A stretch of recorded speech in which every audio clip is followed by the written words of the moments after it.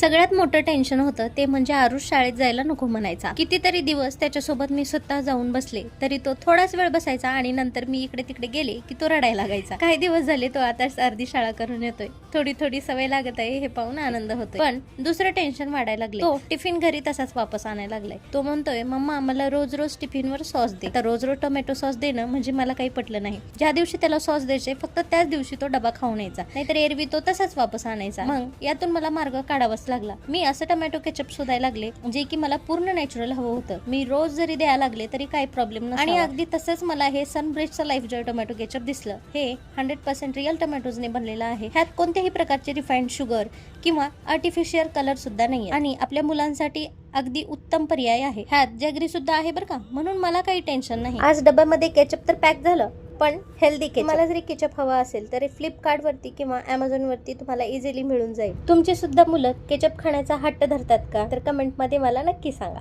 चला बाय.